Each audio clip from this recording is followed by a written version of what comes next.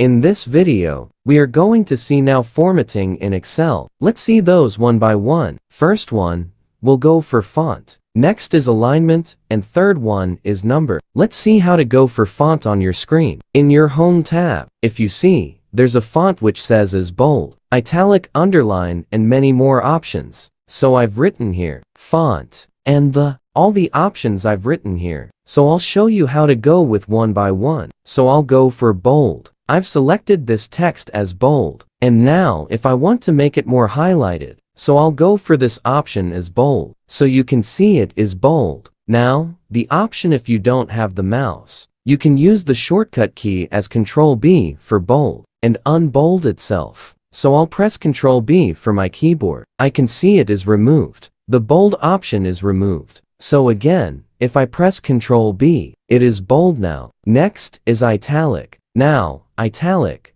if you see on the screen is italic. I'll just click on this. You see, the font is now italic. If you want, remove again, you have to click on this same option. So I'll just click on italic. Now, the shortcut is Ctrl I for italic. Ctrl I, if you want it, bring it back next. Third one, we have something known as underline. So the shortcut for underline is Ctrl U. This one method, or otherwise you can remove it from here itself, just pressing by underline itself. So that is underline. Third, we have something known as border. So on this place, if you see, there's a border written. So I'll just go, and in the font tab, I'll find out border. So I'll click on this option. What type of border do you want? So these are different options available. So if I say, I want all borders, and I click on this. So when I click outside, you see, there's a border applied. So this is only for one cell. Imagine if I want border for multiple cells like this.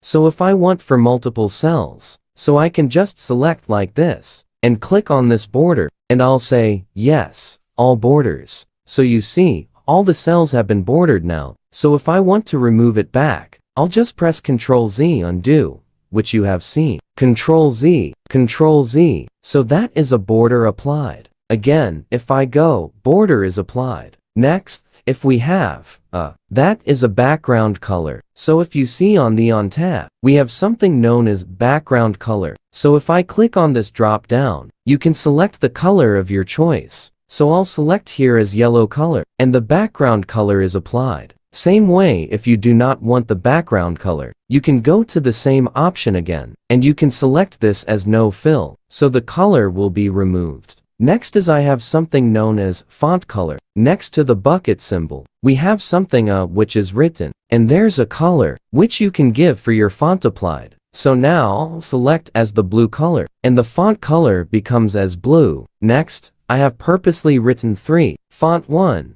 font 2, font 3. The reason is, I can change the font of the text. Now, I've selected font 1, and I'll go to this place. And you can see there are lots of options available, where you can change the font. So here I'll select the font 1. I'll select the option, and I'll go for this font. Similarly, I'll select one more font. I'll go to this place and select the second font. Similarly, the third font I have. You can choose any one which is required. Yeah, Bookman old style. So I've selected 3 font. So this way you can see here, you can select all the options available in the font tab. Next one we have, if you want to increase the font size or decrease the font size, we have a shortcut available. You can see, this is a capital A for increasing the font size and small a for decreasing the font size. So right now, go for this capital A. So, you see, the font size is increased. If I go for small a, the font size is decreased here. Similarly, there are inbuilt options available for font size, and you can choose the font size whichever you want. So let's say if I want the 9, I'll select the option as 9 from here, and you can see the font has reduced. Now, next topic, we have something known as alignment. So if you see on the Home tab, we have font. Next is alignment numbers. So we'll go and see this alignment topic. Now, if you see on the screen, I have written here some text. Now, I'll select this text. I'll select some few cells. And now this text. All the cells I want to merge into one cell. So I'll select this option as merge and center. So if you observe, all the cells are merged into one cell, and the text is aligned into center. Same way. Now, if you see vertically and horizontally, the text is in between, so what I'll do is, I'll try to change the position vertically first. So I'll try to bring this text vertically upwards. So if you see the option first, here, middle bottom, so top, middle and bottom. So this is the alignment of the text vertically. So I'll bring it in the middle. Next is if I want to assign the text in the horizontal direction. So if you see here, I'll go for the left, middle and right. Same way, left, middle and right. So if you see, observe properly. The top 3 are for the vertical alignment. Bottom 3 are for the horizontal alignment. Now, if you want the text to be direction, in the different options, you can select the text direction from here. You can go for vertical text. You can select from the other option as rotate text up, and different options which are available. So in this way, you can change the direction of the text according to your requirement. So if you do not want the text direction, you can just deselect it. So I'll just click on this option and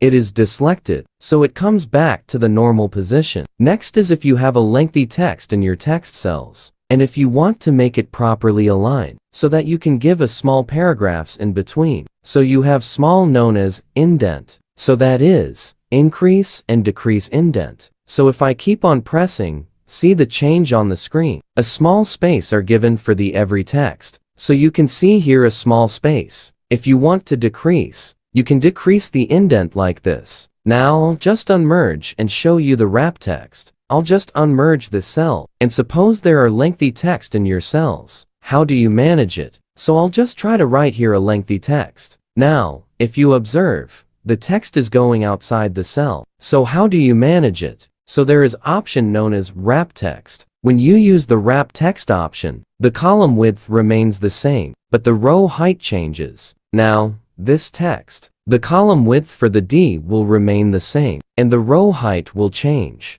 So once I click on this wrap text, if you see, observe carefully, the column width is same, but as the row height has changed dramatically. So when I click on this wrap text, it will change it. So this way you can work on alignment. Next topic we have something known as numbers. So if you see, I've written your number here, font alignment, and the third one is number. Now, on the right hand side, I've written some dummy data just to make you understand. So let's see with the first numbers. Now, I'll select this 3 numbers, 10, 20, and 30, and I'll give you shortcut method by which you can go to that number. Tap. If you see there's a dead icon on the bottom corner, so if you just click on this option, you'll get a dialog box. The name of this dialog box is Format Cells. Dialog box on this place. If you see there's a number category alignment, I'll just try to explain you. What are the different options available? This number is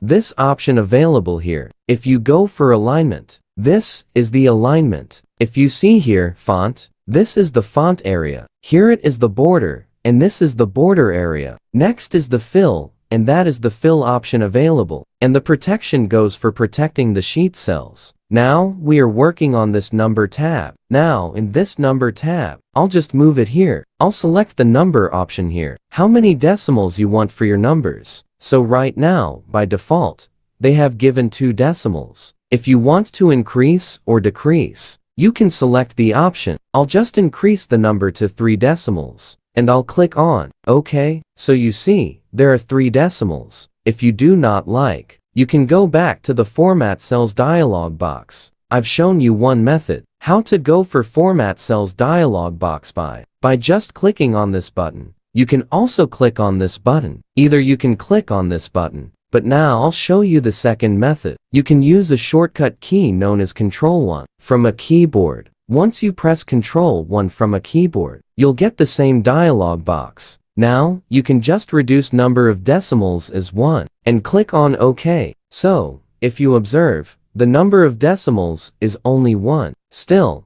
if you want to increase or decrease, there's an option available here. If you see here a small buttons are given. I want to increase the number of decimals, or decrease the number of decimals. You can do it here. That is also easy method. Still, if you forget the second option, I'll give you one more method to open the dialog box. You can just right-click on this numbers, and you can see this option as Format Cells, Dialog Box. So once you click on this Format Cells, same option appears. So various options are available. Whichever you like, you can go for it. Next I have something known as dates. So if you want to change the formats of dates, right now, the dates which you can see on the screen is of TD, MM, YY format. If you want to change the format, let's do it. So I'll select the cells and I'll go to this place. In this place, if you see there's a date format, by default it is selected. Now, the sample, if you see,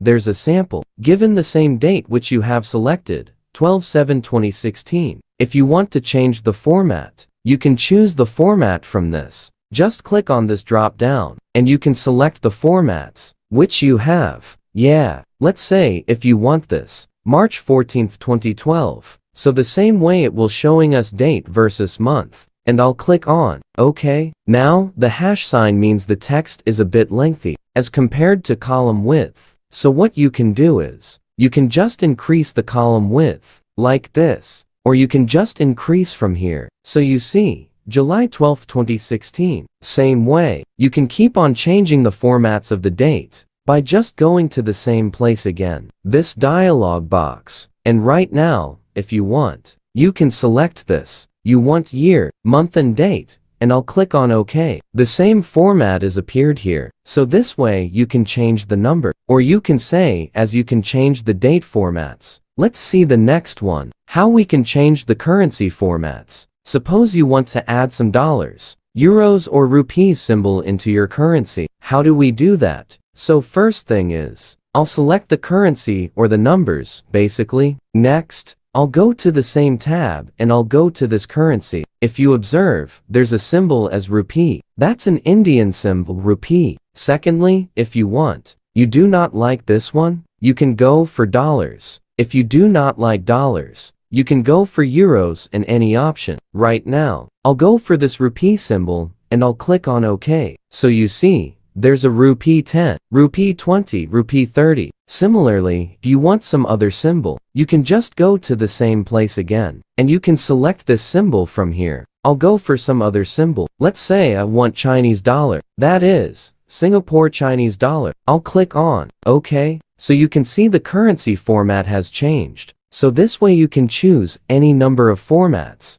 from your dialog box for dates, number, currency, time, and many more. That's all for here. If you found this video helpful, please consider subscribing. Thank you.